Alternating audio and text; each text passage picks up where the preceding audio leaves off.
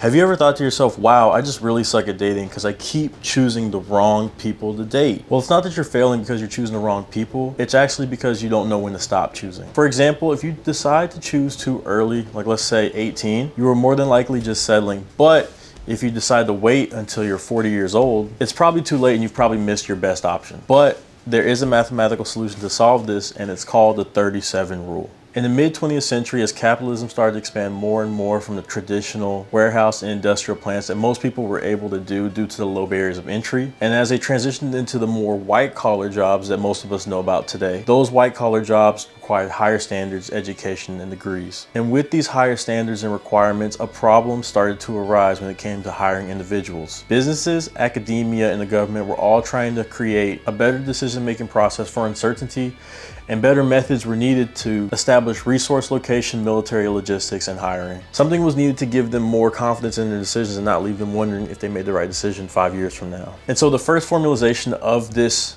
problem was around hiring secretaries, which is why it's called the secretary problem. This problem had one major restriction. If 100 people applied for a job and you interviewed all of them, what number should you hire? Assuming that you can't call them back after they've left if you have to hire them on the spot, what number do you start at? Do you hire number one because they're really good? And do you decide to ignore the 99 others that haven't even had a chance to interview? If number 49 is really, really good, but you're not even halfway and you still have 51 more applicants to interview, do you hire that person or do you risk the other 51? These were all early questions that researchers wanted to understand. And without getting into the nitty-gritty details of how this was solved, basically they used mathematics, statistics, and probability to determine that the optimal stopping point is N over E, which N being the number of applicants and E being Euler's number, which is 2.71828. So if you have 100 subjects applying for a job and you divide that by Euler's number E, it gives you roughly 37%. But what does this 37% tell you? It tells us that around the 37% of your pool,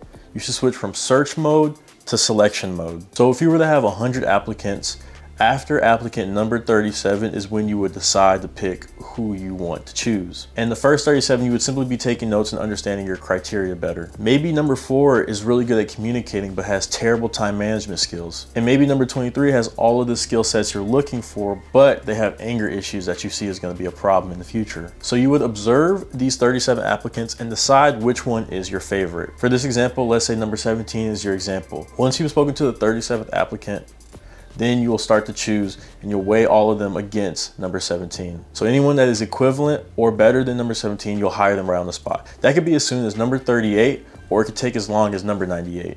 It really just depends on the criteria and the randomness of the people you've chosen. But you do have to stay steadfast in your decision, otherwise this won't work. Now, obviously there's some exceptions to this rule, like if you can call them back or ask for a second interview, but this is just assuming that you have one shot to select them and that's it. So how could you use this in order to date optimally? Well, first you need to decide your parameters.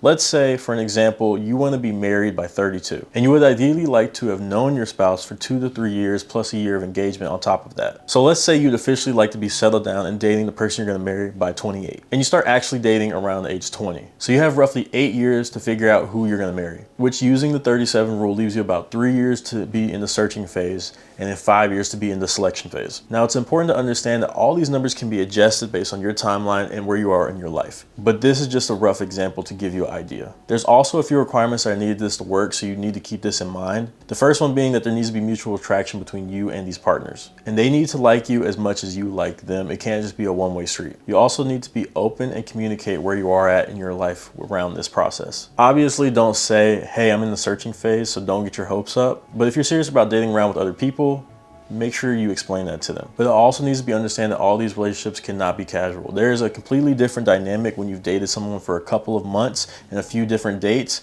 versus if you've dated someone seriously for over a year. You need to have experienced a difference in order to securely settle down and select a partner and understand how your behavior changes over time. So if you're worried about dating and worried about choosing the wrong partner, I understand everybody has that little bit of worry in their head. Take this strategy and use it as a baseline in your dating plan. If you guys enjoyed this video and want to see more videos like this, I encourage you guys like, subscribe, and hit the notification bell so you can see more videos like this in the future. I'll catch you guys in the next one. Peace.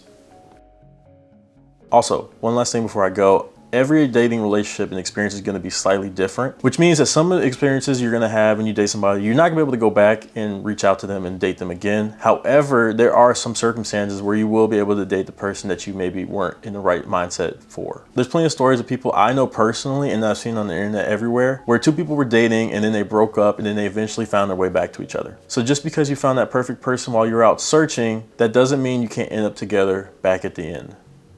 Remember that.